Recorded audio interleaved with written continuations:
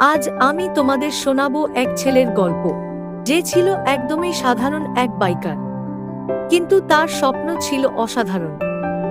এই গল্প তোমাকে বোঝাবে যে যদি মন থেকে চেষ্টা করো তাহলে সব কিছুই সম্ভব। রাহিম একজন ডেলিভারি বয়। প্রতিদিন 1-0-1-2টা অর্ডার ডেলিভারি দিত ছোট একটা শহরের মধ্যে। গরিব পরিবার, চিন্তাহীন দিন ছিল না। তবে তার চোখে ছিল স্বপ্ন, একদিন তার নিজের একটা বাইকের শোরুম হবে। সকাল থেকে রাত পর্যন্ত ডেলিভারি, লোকজনের বকা খাওয়া, রাস্তায় ধুলাবালি, বৃষ্টি, কিছুই তাকে থামাতে পারেনি। আর রাত হলেই ইউটিউবে ভিডিও দেখত, বিজনেস আইডিয়া নিয়ে খাতায় লিখে রাখত প্ল্যান।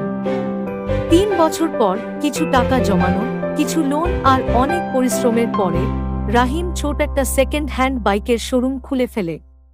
সবাই বলেছিল, তোর মতো ডেলিভারি ছেলের পক্ষে এটা সম্ভব না।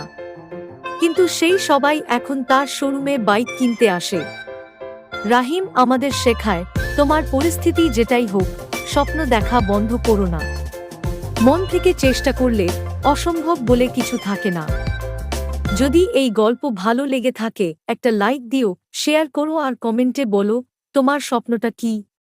তোমার একটা চেষ্টা কালকে তোমার গল্প হয়ে যেতে পারে।